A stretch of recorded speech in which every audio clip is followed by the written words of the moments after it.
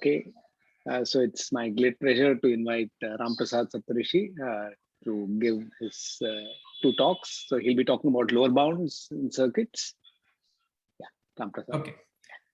Thank you very much, KV. Thanks to all the organizers. So this talk and the next one is going to be, I'm going to focus on some very high level ideas of various types of lower bound techniques and delve in some very basic lower bounds, because I mean, the thing is, one of the biggest breakthroughs that happened recently by Nutan, Srikanth, and Sebastian. At some point, it feels like they'll give a run for our money if we are going to talk about really sophisticated techniques, because there's like it's like a very elementary proof that gave such a breakthrough. So what I want to focus on today is to just talk about maybe a little bit about how one comes up with these lower bound techniques and maybe the thought process behind them, even though the proofs are super short. I'm going to ramble a little bit so that, it gives some background into how one may come up with this on their own or something of that sort. But I'm going to focus on very simplistic models just to illustrate the technique, as opposed to actually talking about the lower bound in its entirety, but more like to just mentioning like the techniques that are used there. Okay. So there have been plenty of earlier lectures which talk about various structural results and introducing the model and stuff like that. I'm just going to recap some very basics here, just so that we are all on the same page, and then we can proceed towards lower bounds. So typically there are three models that are often studied in algebraic complexity. And I'm just going to, without defining them, I'm just going to give you a definition by picture. So the one on the left, the leftmost model, these are algebraic formulas. And this is what you would normally write down as an expression. If you wanted to write an algebraic expression involving additions, multiplications, etc., this is how you would write them. So formally speaking, you're given a directed graph, which happens to be a tree, where at the leaves you either have variables that label them, or some of them could be field constants. Okay, and then the internal nodes are what you think of as your atomic computations. So your internal nodes are typically additions or multiplications. So you have a bunch of children, and you can either add the values that the children have or multiply the values together.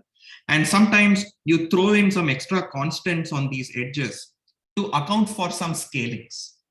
The fact that, like this was computing a certain value, but putting a pi on this gate is like saying that that value is going to get scaled by pi or something and stuff. Okay. And normally when you talk about the size of such a formula or size of any of these things, you often refer to either the number of gates or the number of wires. And as long as we are within a polyfactor of each other, there's no real difference between whether you take gates or wires. But I would like to insist that, or rather I stress that the constants that you put on the wires, I'm assuming these constants come for free. So I purposefully put pi and e there because I'm not expecting you to actually compute those constants from scratch or anything. So all field constants we are assuming come for free. They are unit operations. And then you can either add and multiply things, and you naturally compute more and more complicated polynomials. This is the class of what I call algebraic formulas. There's another model which are called algebraic branching programs, which is a little, which might seem a little mysterious, but the point is it naturally shows up in several settings. And it's usually given by a graph where there is a source node and there is a sink node, which is usually denoted by S and T. And it's a layered graph typically. So edges only go from layer I to layer J or something. Layer I to layer I plus 1, I mean. And the polynomial computed here is basically you run over all possible paths in your branching program. Each path is going to be the product of the edge labels that you see, and then you add up over all the paths. So it might seem a little unnatural to you, but there are reasons why this shows up very, very naturally when you're talking about algebraic computation and so on. And at least in this GCT thing, this is sort of very nicely captured by the determinant polynomial. In some sense, you should just think of APPs are like determinants. So there's almost no loss either way. And then, of course, there are circuits where you basically say it's like a formula, except that I'm not insisting that the underlying graph looks like a tree. So you can, in some sense, reuse computation. So in principle, you could build some, I mean, you could just do repeated squaring to build some crazy thing like this. But just as a, I mean, like, just to calm people down, I mean, we'll always deal only with polynomials where the degree is going to be polynomially related to the number of variables, because those are the sort of objects we'll care about throughout. So you could do repeated squaring, but we will never encounter situations where this repeated squaring is like too tall, in the sense that we end up with a very, very high degree polynomial or something of that sort. And so these are some basic models. And we know that formulas are a subset of ABPs, in the sense that any formula of size S can be simulated by an ABP of size S. And similarly, any ABP of size S can be simulated by a circuit of size S. And at the moment, we don't know if any of these equalities are strict or not. We believe that they're all strict. Like both of these inclusions are strict inclusions, in the sense that ABPs are perhaps strictly more powerful than formulas, and circuits are perhaps strictly more powerful than ABPs. There may have been some people in the audience at some points in their lives may have claimed that some of these are perhaps equalities, but we shall not name them. Okay, so that's going to be these are the high level models that we would be trying to study, and we'll try to prove lower bounds against them. But at the moment, we seem to be far away from. Actually, I don't know if we are far away really. I mean, at the moment, we do not know how to prove super polynomial lower bounds against these classes.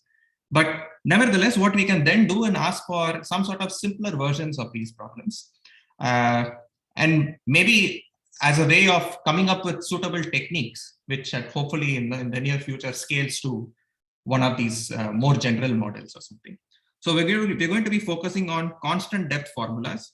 And I'm just going to list down 3 such examples, starting with the absolute most basic to a little more complicated things. And these are going to be some usual suspects that we will be working with just to get into the standard templates for lower bounds and so on. Okay. By the way, please feel free to interrupt me at any point. I may also be following the chat, but in case I miss something, maybe someone can point it out. Okay, good. So we're going to, the most basic of all models is probably what are called depth 2 circuits or sigma pi circuits. And just as an expression, it just means that you have a sum and then a product, and then you have the leaves, which are the variables. Okay. And so therefore, as you can imagine, since if this is an expression of size S, in particular, what it means that the outer summation gate has size S, which means that it's only going to compute what are called sparse polynomials, in the sense that the number of monomials in the polynomial itself is very, very small. Okay, so these are called sparse polynomials. And the next more general thing, which is what are called sigma pi sigma circuits, which are depth 3 circuits, which, as the expression suggests, it's like a sum of product of linear polynomials. The point is, this turns out to be surprisingly powerful.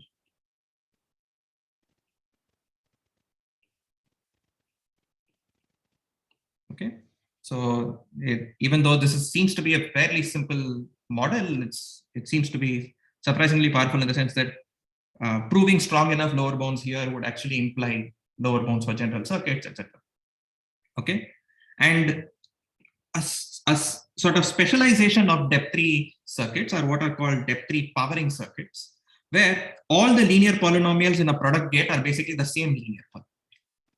So in some sense, so it's denoted by whatever, something that looks like a caret to denote exponentiation. I mean, it's a notation that unfortunately is stuck, but I don't have a better notation here. But these are expressions of the form sums of powers of linear polynomials. And these are called depth 3 powering circuits. They're sometimes also called diagonal circuits and so on. But at least for this lecture, these models will be sufficient to just dive into some very simple lower bounds against them to get a sense of how these lower bounds are proved typically. Sorry, just 1 second. Yeah, so, okay. So this is what we want. And in general, our goal is to, in most, what we are trying to go for is basically you have some particular class of interest, I'm going to call script C, and say that we want to prove lower bounds against the class. So what that means is I just want to find an explicit polynomial family such that any circuit from this class that tries to compute this family must require large 6. That's the goal. And we will slowly try to instantiate the scripts, the script C into a more and more expressive class in the hopes that we can prove stronger lower bounds. Okay. And of course, ideally, what we would like to say is that the class C is just a class of all algebraic circuits. And maybe the notion of large that I want also, like how large a lower bound do I want? Ideally, I might want a lower bound to be exponential, but maybe we'll settle even for super polynomial lower bounds. I mean, depending on whatever context that we want. And something that I'm being a little vague here is this notion of what explicit means. And this is, I mean, if you really care about, you can say that explicit just means that it's some family of polynomials in BNP. Since you have seen BNP earlier, but explicit really is like, if I can easily describe the polynomial to you, I mean, you know it's explicit. I mean, or not an equivalent definition, but something to keep in mind is that, for example, one way of saying some polynomial is explicit is that given a monomial, if I can quickly tell you what its coefficient is, that's one way of somehow explicitly describing the polynomial to you. But the actual definition is a little more technical, which is what BNP is. But I mean, most reasonable polynomials you can think of are going to be explicit. Okay. Okay, good. So this is just a very brief recap on what these circuits are, what sort of models we are going to be working with, etc., etc. And now I'm going to focus on how do typical lower bound proofs proceed. Okay. And they usually follow like a, I don't know, 5-step plan. I mean, many of these steps is not written in papers, but this is how you would usually follow them.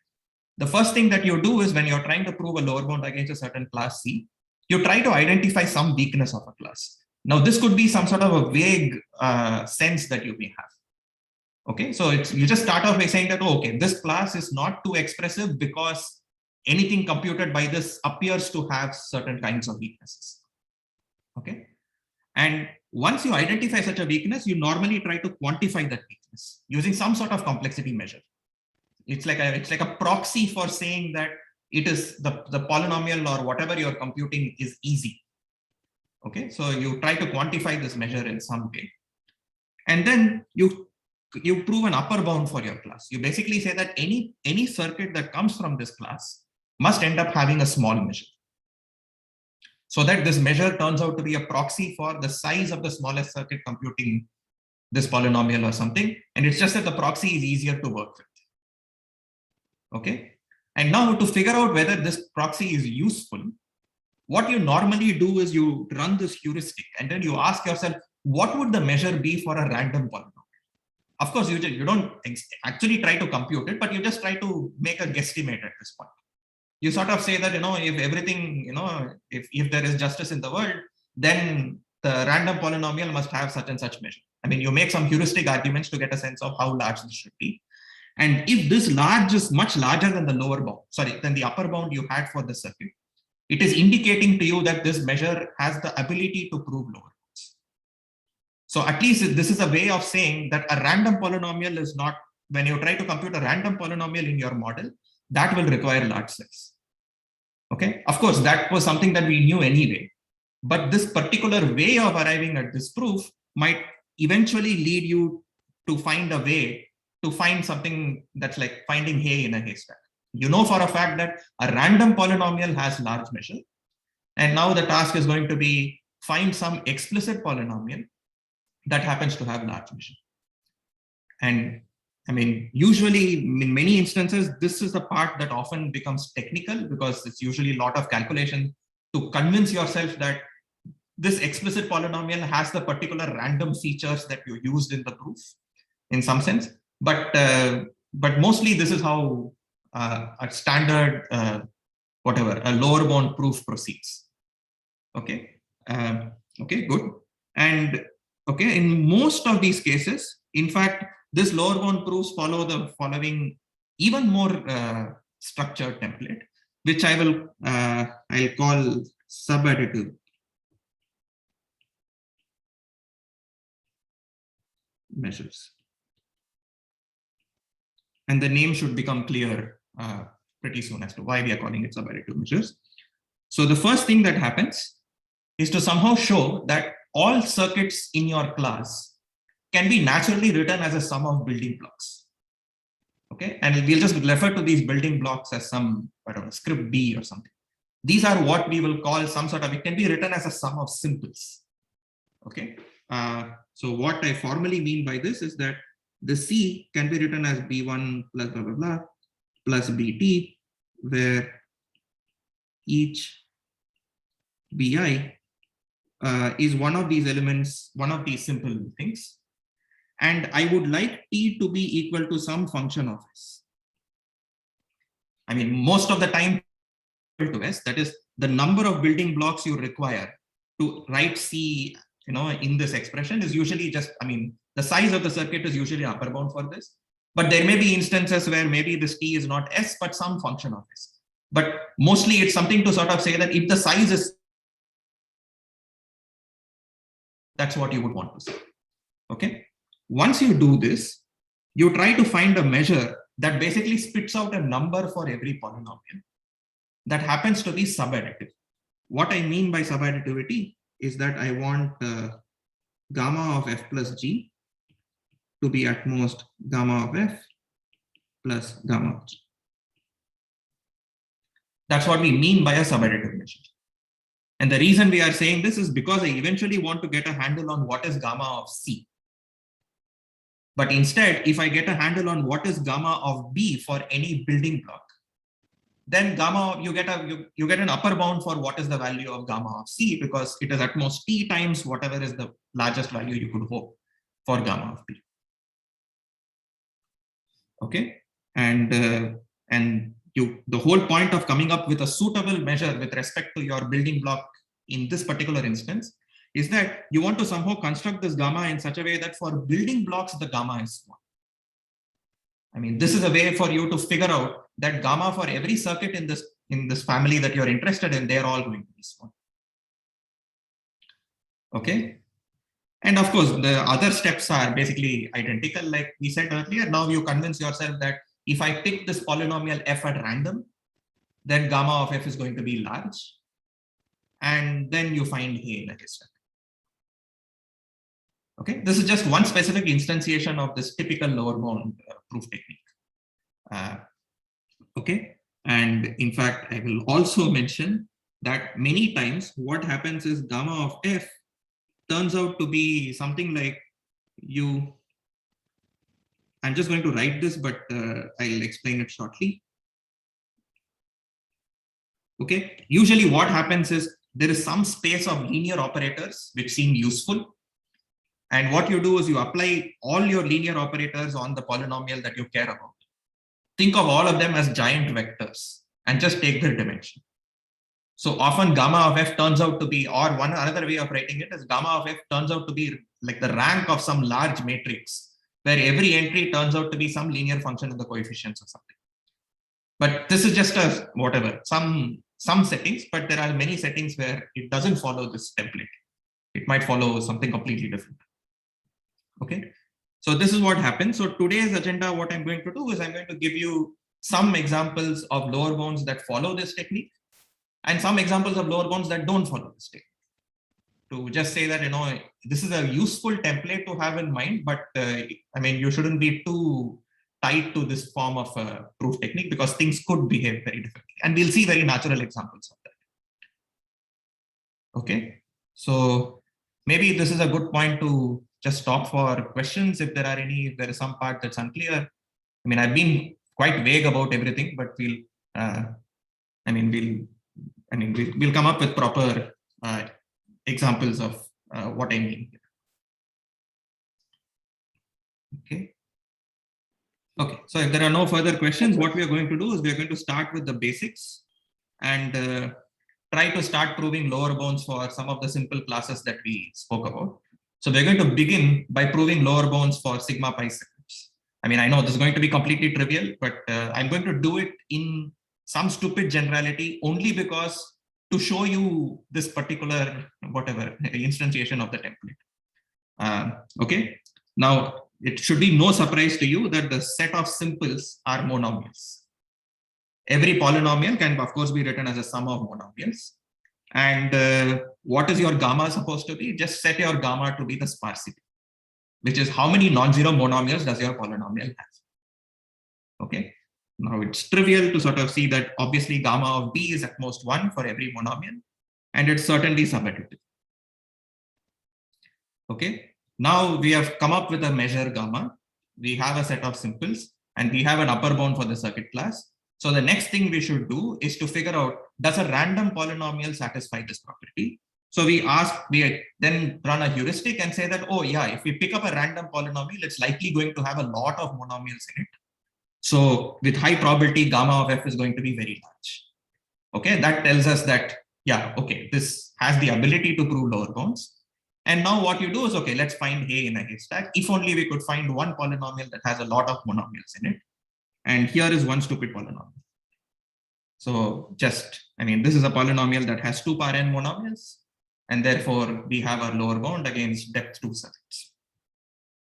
Okay, obviously it's a ridiculous way of proving lower bounds for depth 2 circuits, but this is the template we are going to be using very, very frequently. Okay, so let's look at the next interesting example, which is what are called depth 3 powering circuits. Okay, just to remind you of what depth 3 powering circuits are, these are circuits of the form, these compute polynomials of the form L1 to the D1, L2 to the D2, blah, blah, blah, till some LS to the DS. Okay. And again, the model description already sort of suggests a notion of what simples should be, which is the simple should just be each of these terms. So simples are just power of a linear polynomial. Those are what our simples are. Okay. And one of the things we should now ask is, what is one's exploitable weakness of these building blocks?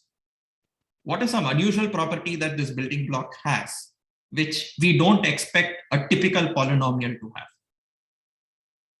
Okay. And one such example comes from the following observation, which is that whenever I take the partial derivative with respect to any variable, okay, what I end up with is something that looks like a constant times L power d minus 1. Okay, it's just application of chain rule. And the thing to keep in mind is that as I change the variable, the only thing that changes here is perhaps what this constant is. So irrespective of what variable I take a derivative with respect to, I somehow happen to end up with a linear multiple of the same polynomial, like a constant multiple of the same polynomial. And this extends further. So that is, if I now look at del squared xi xj, this basically looks like L power d minus 2 times a constant. Right? This is just saying that we are taking a second order partial derivative with respect to a monomial, let's say xi xj, irrespective of what I and j are, you end up with some constant multiple of L power d minus 2. Okay, so this naturally suggests that let's use this as our measure in some sense to get a sense of what this is. And there is a useful notation to have in mind to mean that whenever you talk about del equal to k of a polynomial, this is the set of all whatever partial derivatives of the polynomial where m is a monomial of degree k. It's just shorthand to sort of say, look at the set of all possible polynomials you could have obtained by taking some kth order partial derivative.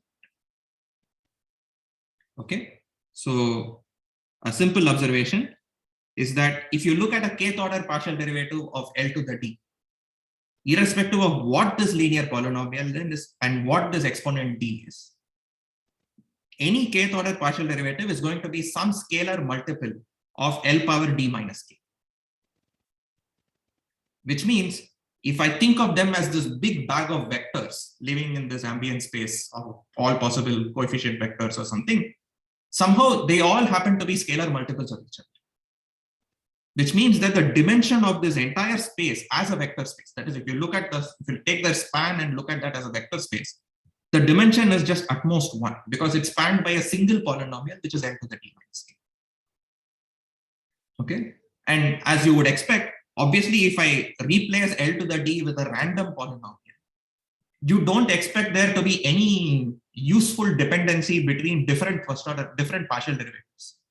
So it sort of seems to suggest that this is it's a very strong constraint that our simples appear to have, and we should therefore be able to exploit. Okay. And so therefore, what we are going to do is we are going to set our measure gamma to just be the, oh, I should have written, this is going to be the dimension of gamma equal to k of f. So at the moment, k is a floating parameter. We have not yet defined, we have not yet decided on what this k is supposed to be. We will let our final bound dictate what k is supposed to be. We'll just choose our k that optimizes our load at the end. Okay. So a corollary of the fact that, of course, notice that this is a subadditive measure just because of the fact that derivatives are nicely additive. Like any derivative of f plus g is the sum of the derivatives.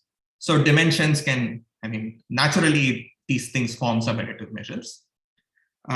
So a corollary for this is that whenever I have a polynomial that is expressible as a sum of power of linear polynomials, where the outer summation phi(n) is s or something, you know for a fact that gamma k is at most s for any choice of k that you want.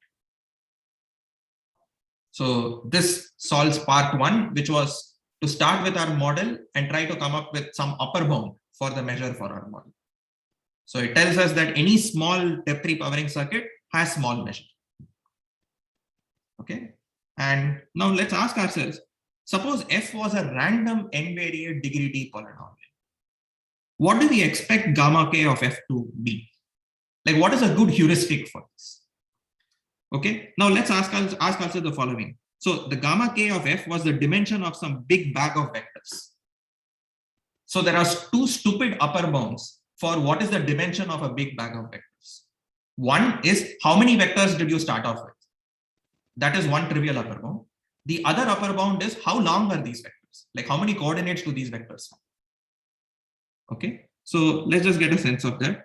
So there are, how many vectors do we have?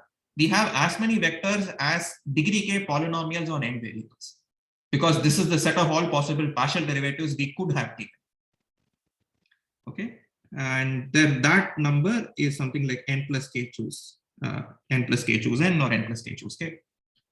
Okay, there are this many vectors in whatever del equal to k of f, because there's one for every derivative of order k, because derivatives could involve, you could take xi squared, xj and stuff like that. So these are, how many monomials do you have of degree exactly k? There's probably a -1 or +1. I am being sloppy with respect to that. Okay, there are that many vectors, each with, okay, how long are these vectors? Now, notice that if I start off with an n-variate degree d polynomial, after I look at a kth order derivative, I end up with an n-variate polynomial of degree at most d minus k. So even if I list down all its monomials, as I just list it down as a large coefficient vector. So the number of different coordinates is going to be something like n plus d minus k choose n. Let me just put a k here instead of an n to make it easier later on. Okay, so coordinates. Okay, so that's the number of, so there are, I have this many vectors and each vector is on this many coordinates. Okay, so another way of stating the same thing is saying that if I think of this as a big matrix where I write down each of the derivatives as rows, I just take every single derivative of order k, just list them out as a polynomial by listing out its coefficients and just tag them together as a matrix. What we are eventually doing is just computing what is the rank of this matrix. And we are just saying that the number of rows of this matrix basically is equal to how many different derivatives do I have of order k. And the number of columns just corresponds to how many different monomials do I have of degree d minus k. So the rank of this matrix, of course, can be like, the best I can hope for is the min of these two quantities. But I mean, here is the wishful heuristic, which is that for a random polynomial, this should basically be the right answer. I mean, why would we really expect derivatives to share some strange linear dependencies between them? Of course, I'm not being formal here, but this is just to convince ourselves that this seems it smells right. That's it. So it at least tells us that, for a random polynomial, we are hoping that there is that the actual value of gamma k of f is the min of these two quantities. Okay. And now let's try to find hay in a haystack, and let's try to ask ourselves, can I find some polynomial, some explicit polynomial, such that this gamma k of f happens to be large?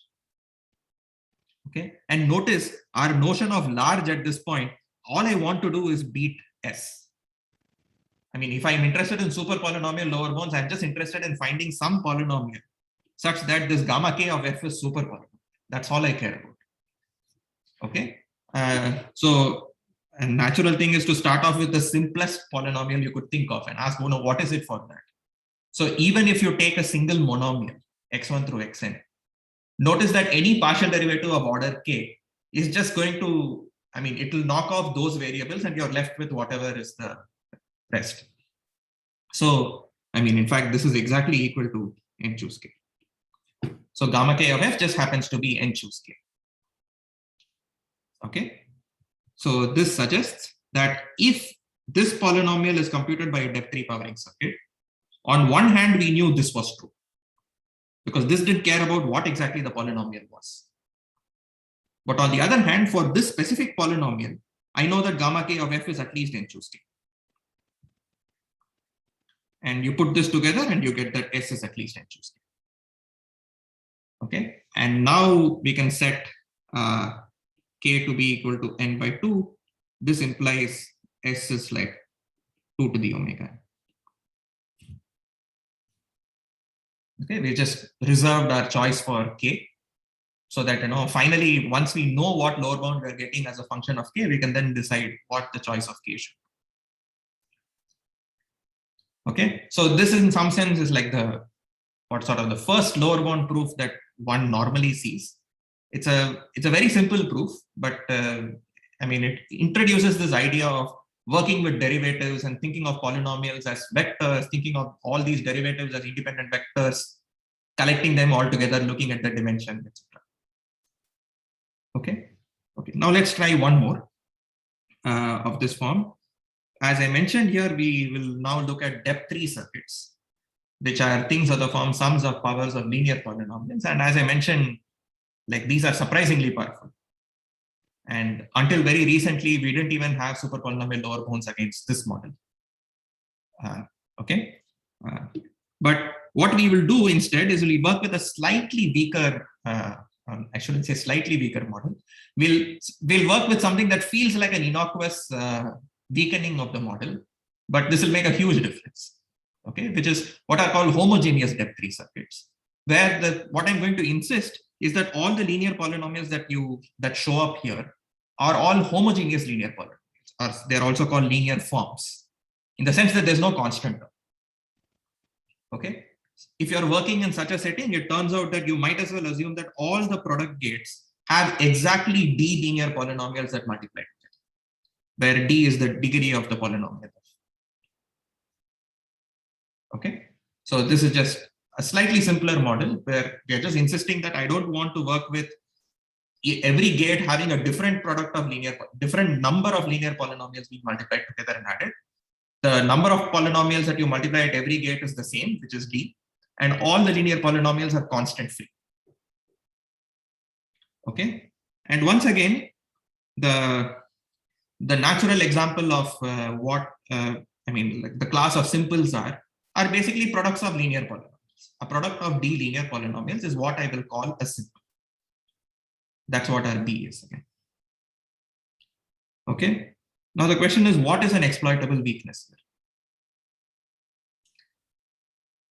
Okay, and let's try to do the same thing that we did last time. So suppose I have something that looks like L1 till LD, and I take a partial derivative with respect to variable 1. or let's say this del 1 just refers to del x1 or something, what would I end up getting? So by chain rule, I'll have to differentiate L1, we leave the rest the same. Then differentiate L2, leave the rest the same. So this is going to become some linear combination. I mean, it's going to become something like L2 to LD. I mean, maybe some constant here, plus alpha times L1, L3 to LD, etc., etc. So it's like you're going to get linear combination of whatever subproducts of these L1 through LD that you started off with. Okay, and this immediately leads to the following very simple corollary, which is that if I have L1 through LD and I look at what are all possible kth order partial derivatives that I might end up getting, and I look at the span of all these kth order partial derivatives and look at the dimension, one upper bound is just d choose k. This is just because of the fact that this guy is in the span of product of Li where I is in S, such that this S is of size exactly d minus k. Right? Because any partial derivative, if you just apply the chain rule, these are the sort of terms that you end up getting. You're going to get some linear combination of terms that look like this. So it suggests that, okay, in the earlier case, we were somehow saying that that gamma of k was S. So if S was polynomial, this was polynomial. It was really, really small. But unfortunately, in this case, it's not quite small because it's like d choose k, which looks like some sort of an exponential term in k. Okay, but let's still proceed with our plan and ask ourselves then, is this still useful? It's big, okay, it's not polynomially large, but maybe it's still a useful measure. So maybe we can ask ourselves, suppose I had chosen a random polynomial, just like last time. What is the best sort of lower bound we could hope to prove? Like we said last time, we said that wishfully gamma k of f is going to be the numerator. That was our wishful heuristic of what gamma k of f is supposed to be for a random polynomial. But on the other hand, we know that each simple had at most d choose k. So that's going to be our denominator. So the lower bound that we would end up proving will look something like whatever is the wishful lower bound we have divided by d choose k. Okay.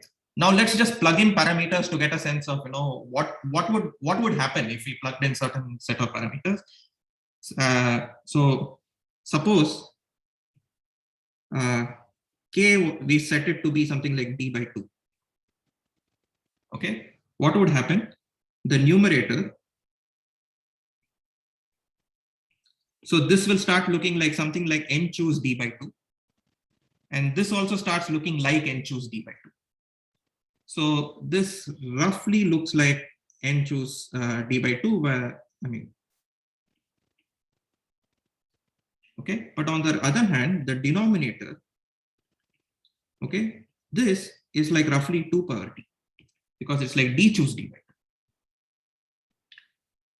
And if we set up parameters right, it still feels like the numerator is way larger than the denominator. So it feels like we will still get a lower bound.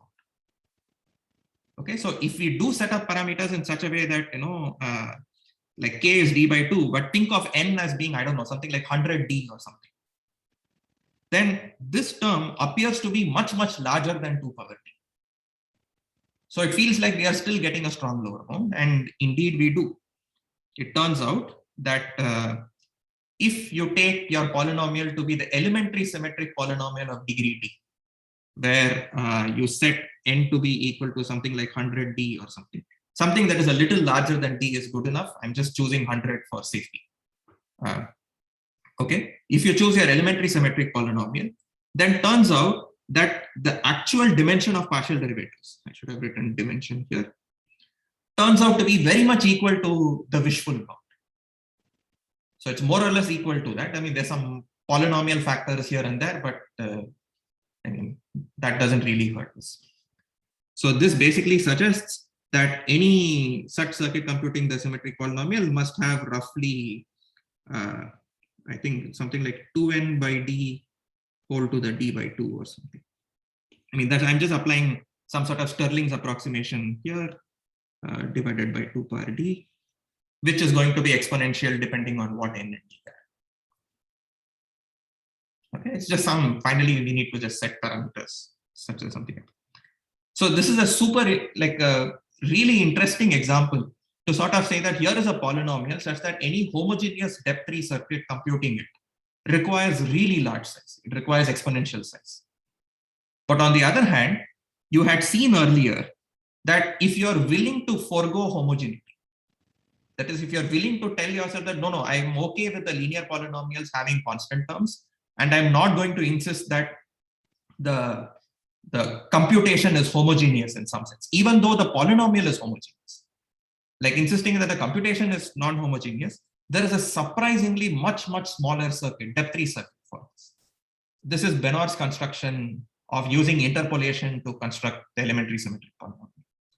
So it already exhibits the stark contrast between the homogeneous and the non-homogeneous model. Because here is an example where the non-homogeneous model appears to be exponentially more powerful than the homogeneous model. Okay. Okay, maybe I'll just pause for a minute if in case there are any questions.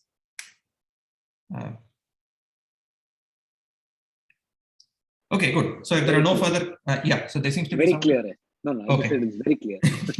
Okay. So if there are no further questions, then let's proceed to the next model, which was not one of the bullet points, but please keep this in mind because this is something that after LST, we should all be thinking about these sort of measures. Yeah. Okay. So we're going to look at a slightly simpler a sort of a restriction to the polynomial and also to the computation, which is polynomials that are multilinear. By that, what we mean is that no variable occurs with powers more than 1. Like if you think about this as the individual degree of every variable is bounded by 1. So it's a multilinear polynomial.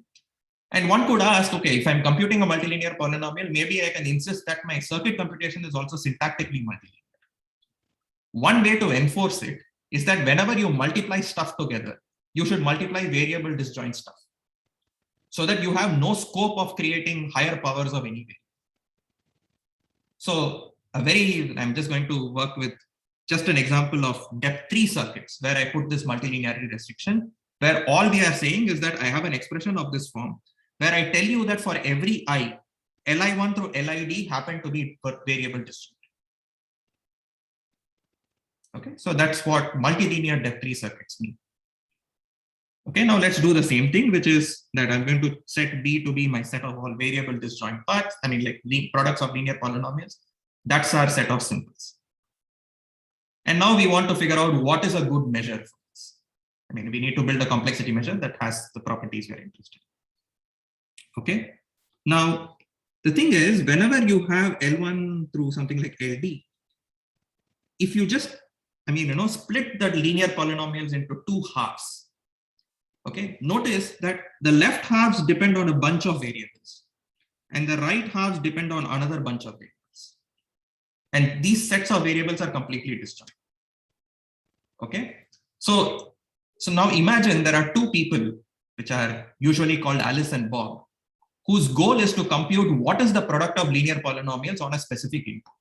But I don't reveal the input to them completely. What I do is I give the left half to Alice and the right half to Bob. Now notice that Alice has all the information to compute just the product on her set. And Bob has the information to compute the product on his set. And so Alice can do the computation and just tell Bob, by the way, this is the number that I got. And now Bob can do the remaining computation. So in some sense, what I'm trying to somehow indicate here is that somehow communication complexity appears to be relevant when we are talking about these variable disjoint settings. Because we can think of the variable disjoint settings as something where Alice has a certain part, Bob has a certain part, and they are somehow able to jointly compute things in a very efficient manner. Okay, and whenever that happens, normally in communication complexity, what we do is like we split our set of variables into 2 sets of variables. Here, Y was playing the role of Alice's parts and Z was playing the role of Bob's part. And you often study what's called the communication matrix of it. So I'll call okay, which is just defined as follows. All the columns are basically multilinear monomials in, let's say, the Z variables, Bob's variables, okay? And the rows are multilinear monomials in Alice's variables or in Y variables. Okay, and so whenever I have a row index that corresponds to, say, I don't know, M1, and the column index that corresponds to M2, this entry is just the coefficient of M1, M2 in F. Okay, such a thing is called a communication matrix. Okay, and it turns out in communication complexity, this matrix holds a lot of secrets with respect to how well Alice and Bob can jointly compute these sort of functions. So in particular, different properties of this matrix turn out to be very useful in various settings of communication complexity. Okay, one such measure is obviously rank, because it seems to be the most algebraic of measures we could think of once we write down the matrix. So we could ask, is rank of MF a good measure?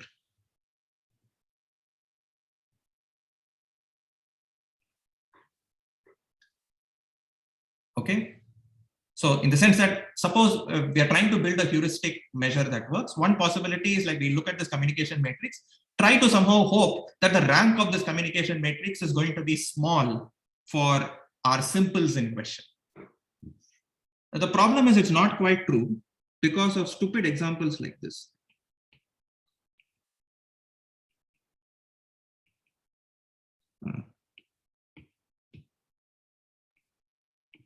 I mean, the previous thing made sense because Alice nicely had all the variables that showed up in a bunch of linear polynomials, and Bob had variables in a different set of linear polynomials. But on the other hand, if your partition was bad, in the sense that you chose your partition in such a way that every linear polynomial got split as some Alice part and some Bob part, then there's no good way for them to compute whatever this thing is. And as you can imagine, if you just construct the matrix that corresponds to this polynomial, it will become a whatever. It's like an identity matrix, but the one's going the other way. So it's going to end up having full rank. So it doesn't quite work out. It's not the case that for every simple, this MF is going to have small rank, because there are examples of simples where it has very, very bad. But Raj showed that if you choose a partition at random, then it's a good measure. That is, let's say somebody has a circuit to begin with, you then choose a partition at random. Turns out that the measure according to this partition happens to be quite small. Okay, and I'm just going to show you a quick proof of this. Okay, which is we are going to define not quite the rank, but it's sometimes useful to work with this thing called the relative rank. Again, please pay attention to this because this will be very useful when at some point you see LST. Okay, so relative rank is basically just rank rescaled by something. So notice that the rank of the matrix is certainly no more than the number of rows or the number of columns. All we are doing is saying that, you know, how far away are you from your highest possible rank? So normally it would have made sense for me to divide this by the min of number of rows comma number of columns. But instead we are going to divide by the geometric mean. And it will be very, very useful when this matrix happens to be non-square. Okay. So this is another way of saying this is like this is basically equal to a rank of my comma z of f divided by how many rows do I have? I have 2 power y rows. And the number of columns is like 2 power z. So therefore, this is just going to be 2 power size of y plus size of z divided by 2. Okay. So that's what relative rank is. And it's an easy fact to verify. Firstly, of course, it is subadditive because rank is subadditive. So therefore, rel rank will also be subadditive. But it also has a very useful property that it's also submultiplicative. In the sense that if f and g were variable disjoint polynomials, then the relative rank of their product happens to be at most the product of their relative ranks. I mean, I'm being a little imprecise here. Notice that the product Fg, maybe it's on a partition y comma z. But F might internally, I mean, it might sub-partition it as y1, z1, and this could be like y2, z2. Where y happens to be the union of y1 and y2, and z happens to be the union of z1 and z2. So you just need to write down the matrices of the right dimension. But once you ignore these bookkeeping sort of things, it turns out that the relative rank happens to also be multiplicative. This just follows from the fact that the communication matrix of Fg happens to be the tensor product of the individual matrices.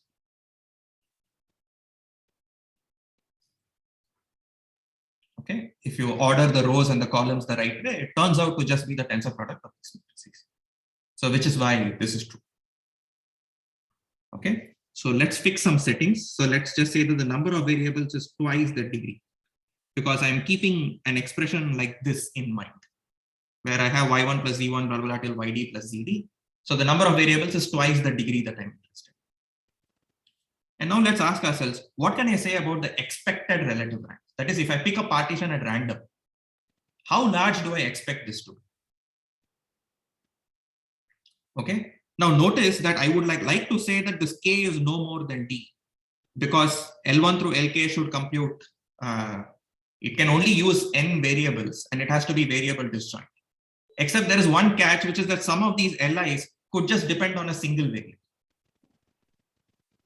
Okay, but notice that the relative rank of those things, I mean, like they don't contribute much to the rank at all. So I'm just going to ignore them for now. So I'm sort of being a little fast here in the interest of time. So I'm just going to write this as, this is the product of I going from 1 through at most d by 2, because I'm only going to consider those polynomials that depend on at least 2 variables. Because I just want an upper bound, so I'm just going to write this as, this is at most this, and this is going to be the expected, the relative rank of Li. So I'm only focusing on the first d by 2 of them. Okay, and now let's focus on each such expectation. I've already used the fact that they're independently chosen to be either in y or in z or something to break the expectation of a product as a product of expectations. Okay, so now let's do some case analysis. So suppose the number of variables in Li is at least 3. Okay, now let's ask ourselves, what is the largest that the rank of any such Li can be? So again, let's think of Alice and Bob and sort of ask ourselves, how many, I mean, like in some sense, how much communication will they need? Because it's a linear polynomial, it already splits as a part involving Alice's sign and a part involving Bob's sign. So if this linear polynomial happens to be split according to your partition, the rank would be 2. But if the linear polynomial was not split, the rank would have been 1. Okay, so in the relative rank computation, the numerator of this is going to be at most 2. Okay, so therefore, so this implies that the relative rank of L is at most 2 divided by, now what can I say? I know that it's the size of y plus the size of z, 2 power size of y plus size of z divided by 2. And that is going to be something like 2 power 3 by 2. Okay, and this tells us that this is like 1 by root 2. Okay, so if the linear polynomial depends on too many variables, we are already starting to lose on relative rank. I would like relative rank to be close to 1, but I know it can't be 1. It has to be, I mean, like it's going to be something like 1 by root 2 or something. Okay, now suppose the number of variables in Li is exactly equal to p. Now this is where the randomness of the choice of putting the variables into these different buckets is going to show up. Now I have 2 variables in mind. Let's just assume that this looks like y. Let's write this as x1 plus x2. Okay. So if it so happens that I put x1 and x2 in 2 different buckets, that is I put them in y and z, then the rank would have been 2. But if I put them both in the same side, then the rank will just be 1. So therefore, the expected value of the relative rank, okay, this is at most, with probability half, they go into 2 different buckets, in which case the rank is 2. And with probability half, they go into the same bucket, in which case the rank is just 1.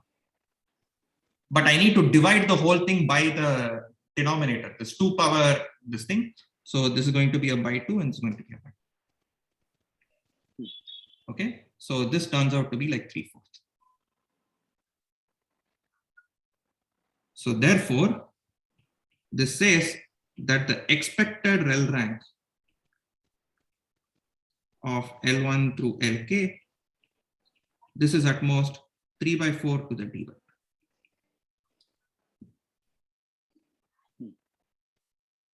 Okay, so this says that you are substantially smaller than 1. You're smaller than 1 by an exponential quantity. And I mean, random polynomial, you would expect the matrix to be completely full rank. And we would expect the matrix to look like a nice square matrix because the number of y variables and the number of z variables will be roughly equal. So you would expect the relative rank of a to be 1. Here, this again, it's just a heuristic. Okay. And you can actually construct polynomials that happen to have large relative rank against a random partition. In fact, you can construct polynomials that happen to have large rank against all partitions. Okay. And this was what was done by Ran Raz. He not just proved lower bounds for multilinear depth-3 circuits or depth-3 formulas. He actually used this technique to prove multilinear super polynomial lower bounds for multilinear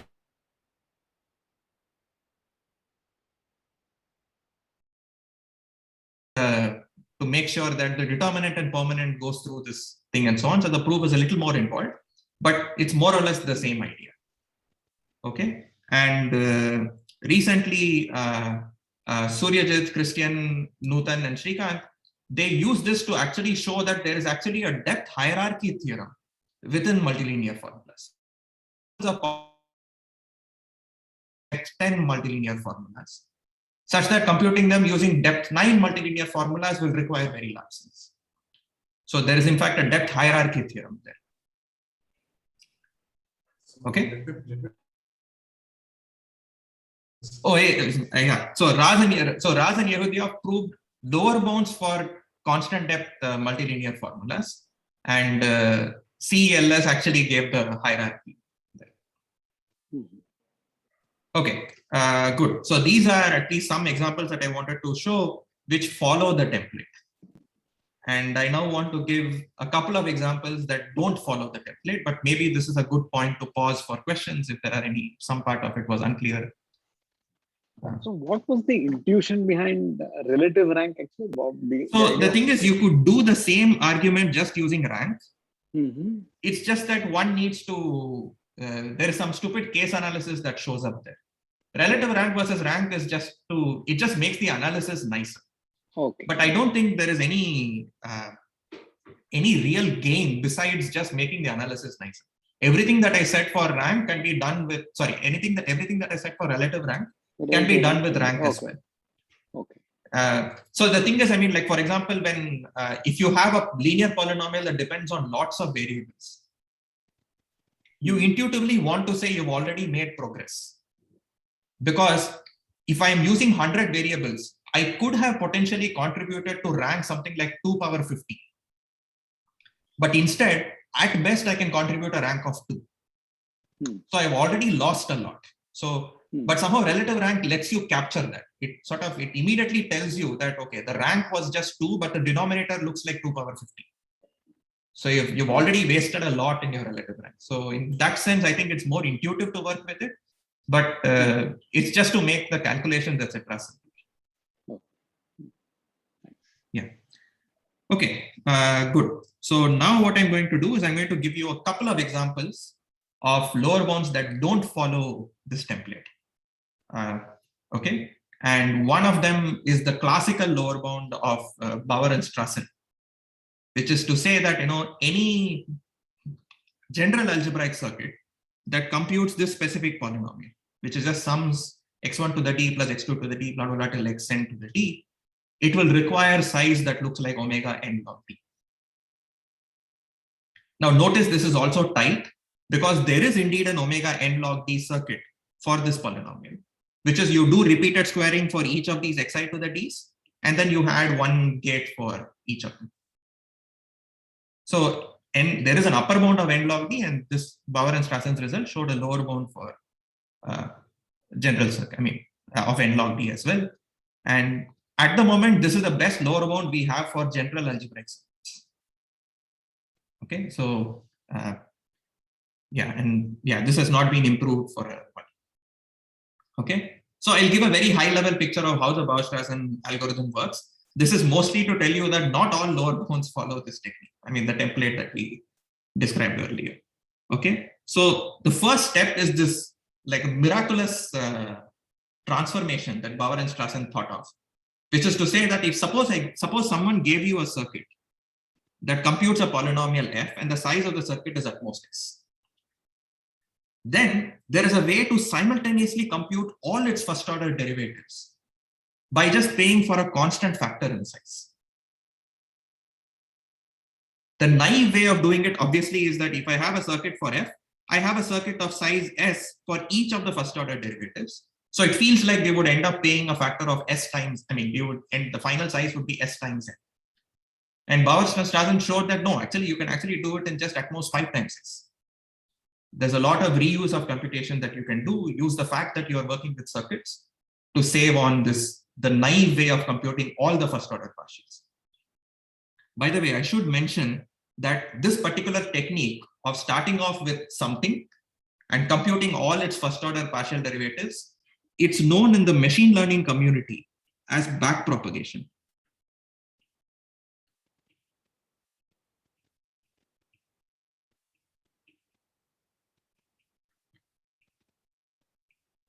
Okay, because often what happens is when you're dealing with neural networks or something, you often want to compute derivatives of, the gradient with respect to your knobs that you're currently tuning to figure out which direction to go. And computation of the gradient looks like you need to compute all the first order derivatives with respect to your knob parameters.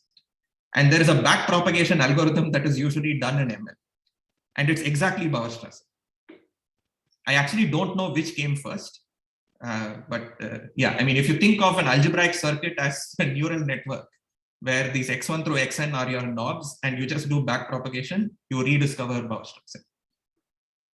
Okay, so that's what this lemma is in short, this thing. And so what Bauer and Strassen then asked was said that let's fix a particular value that I want to get here, some a in f to the n. Okay, this is the output that I'm interested in. I fix an output and I ask how many different inputs are there that result in the same output. Okay, and so they basically said here is one stupid way of calculating this. We'll just throw in some sort of a basic algebraic geometry to get a sense of somehow counting this. Okay, in a really silly way. And they basically said, let's write down for every gate, we'll write down one equation. Okay, so if this gate is a gate G and it has two children, G1 and G2. Okay, we'll write down the equation that is like G minus G1, G2, if it happens to be a multiplication gate, and G minus of G1 plus G2, if it happens to be an addition gate. So basically there is one, and this is at most a quadratic equation.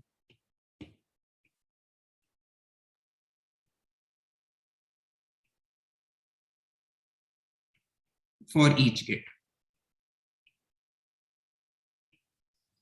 And then I'll also say that I want this output gate to be equal to A1, this output to be equal to A2, blah, blah, this output to be equal to AN. So just think of it as, here is a system of polynomial equations.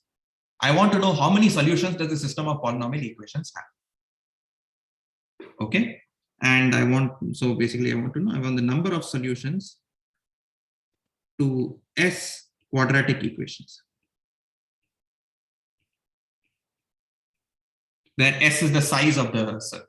I mean, sorry, I maybe changed. S is the size of this circuit. Okay. And at this point, we'll throw a hammer at it and say that Bezout says, if this is finite,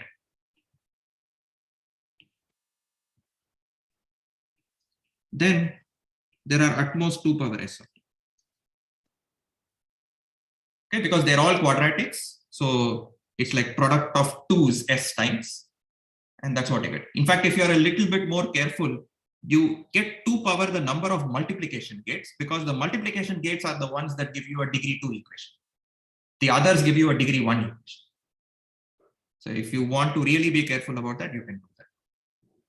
So then what Bauer and Strassen said was, they basically said, okay, now let's focus on the polynomial at hand.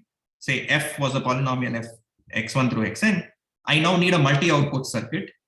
And the multi-output circuit I'm going to work with are basically all its first order partials. So what is a first order partial circuit? So this circuit now computes d times x1 to the d minus 1, blah, blah, blah, till d times xn to the d minus 1. That's the multi-output circuit that I'm interested in. And I'm going to fix the vector A to be just whatever, d. And let's ask ourselves, how many inputs do we have? Lead to this. Okay. Now, of course, obviously the outputs are d times x1 to the d minus 1, etc. So it better be the case that each xi is a d minus 1th root of unity. So this implies each xi is a d minus 1th root of unity. Okay. So therefore, how many do we have? Which means we have d minus 1 power n inputs. We have d minus 1 power n inputs that lead to the output being dd. Because I have d minus 1 choices for x1, d minus 1 choices for x2. Okay. But on the other hand, I just told you that it can be at most 2 power s. So this says that d minus 1 power n is at most 2 power s. And this implies that s is like at least, s is like omega d log n log t. Okay. And this was Bauer-Strassen's proof. It's not at all like the template that we saw last time. But this is their classical proof. Okay. So how much time do I have? So now it's about 5 minutes. Okay. Okay. So let's see how much of the determinantal complexity part I can cover. At least I'll try to give a high level idea of how the determinantal complexity lower bound goes. At least this is, this is my reinterpretation of the thing, but there's probably a much more elementary way of seeing the Mignon-Razaire proof. I'm just doing it in a slightly different manner. I don't know if it's useful at all, but to me, this is more natural. Okay. So this is something that was discussed a few lectures back on the determinantal complexity, etc. So what is the setup? I have a polynomial f that I'm interested to compute. But the computational model is a little weird now, which is that I'm only allowed to compute determinants. But what I can feed into the matrices are each entry can be an arbitrary linear polynomial in the variables of f. So the matrix has dimensions m cross m or something, but every entry is a linear polynomial in n variables. My final polynomial is an n-variate polynomial. And what I am interested in is how large should this m be in terms of n in order to be able to compute f. Okay, so that's what we're trying to get a sense of. So okay, so here is I'm just going to simplify this and sort of say that let f of x, I'm going to write this as the determinant of some A of X, where A of X is, I'm just thinking of it as some affine operation on X. Okay, it just spits out an M cross N matrix where every entry is a. Okay, and let's let X naught be a point such that f of X naught happens to be equal to 0. It's a root of, not a root, but it's a point where f equals 0. I'm going to slightly look at the following expression, which is I'm going to look at f of X plus X naught as a function in X. So I'm just shifting it. Notice that this looks like determinant of A of X plus X naught, which, I don't know, there will be a part that looks like L of X, which is made up of linear forms in every entry, plus some constant matrix. It's like I'm just splitting this matrix as a part that has X's in it and the part that is just made up of constants. Now, what do I know about B? Notice that if I set X equal to 0 on the left-hand side, I get f of X naught, which is 0. So if I set X equal to 0 here, L of X is going to become 0 anyway. So I'm left with determinant of B. And if this is a computation for f, it better be the case that determinant of B is 0. Okay, so this says that determinant of B equal to 0. So what does this mean? It means that there exists some non-zero vector V that happens to lie in the kernel of B. Okay, I mean, I'm not saying anything fancy right now, but here is the cool observation. Okay, suppose X prime was some other matrix, or some other set of, instantiation of X1 through Xn, such that if I look at the matrix L of X prime, which is again some M cross N matrix, suppose it happens that V is in the kernel of that matrix also. Okay, then the matrix L of X prime plus B is also singular.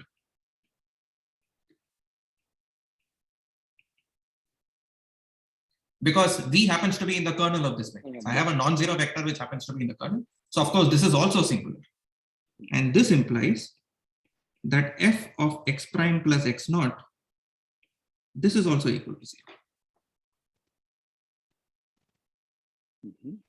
Okay, so given a single point on which I was 0, I now seem to have a recipe to construct many other points on which I happen to be 0. Okay, now let's get a sense of what are all possible X primes that satisfy this property. So I'm going to define this to be a V. It's a set of all X prime such that L of X prime V equal to 0. What does this look like? L of X prime is some matrix where every entry is some linear form in all these X primes. Saying that this times V is equal to 0 is like adding M constraints. I want this sum of linear, whatever, this inner product to be equal to 0. I want this inner product to be equal to 0, etc. So all I'm doing is adding a set of M constraints. So, okay, so this implies that, this is a vector space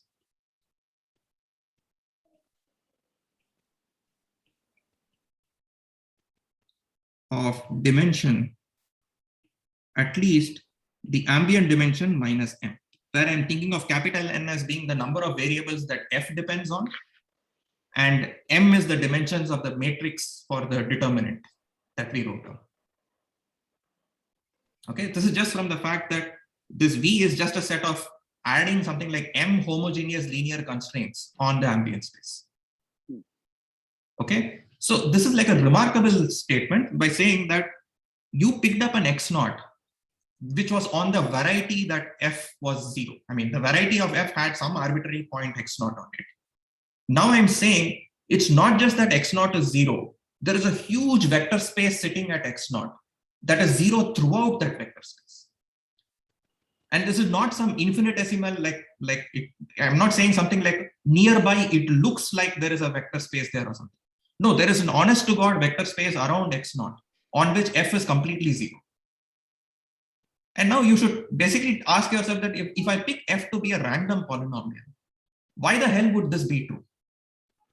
Why should there be a large vector space on which f just vanishes? Okay, so it seems to suggest that this is a super weakness for the sort of model that you're working with. And what Mignon and Ressayer showed in their paper, I mean, or at least this is a reformulation of that, which was that, if f is a polynomial such that x0 is a point on which f is 0, and furthermore, there is a vector space of dimension n minus r on which it sits, or there is a vector space of codimension r around x0 on which f is completely 0. Then if you look at what is called the Hessian of the matrix, where the Hessian is just defined by the row is indexed by I and the column is indexed by j, and you write down the second order partial derivative. Okay, so that's what is called the Hessian of the matrix. Turns out the rank of the Hessian computed at x0 is small. Okay, it's something to do with the fact that the Hessian looks like the Jacobian of the gradients. And that's one way of seeing why this is true. But in the interest of time, I'm not going to go into too much details. Okay, and they also showed that for the permanent, there is one such matrix x0 on which this Hessian has rank n squared. Okay, and you put them together and you basically get that permanent requires, I mean, if you want to write the determinant, the determinantal complexity of the permanent is at least n squared over 2. Okay, so this is one way of interpreting Mignon-Ressayer. Okay, at least the last two lower bounds were basically to just indicate that there are ways to prove lower bounds which don't follow this subadditive template or something. Yeah, and there are quite a handful of them that don't seem to follow this sort of natural proof strategies in some sense. But most of the time it happens to be some combinations of derivatives or shifts, etc. And in the next lecture, we might see more examples of these. But at least now, hopefully you have like a tasting of a few techniques that are shown up in algebraic complexity to prove lower bounds. So yeah, I'll just stop here. I think I'm already a little over time. Yeah.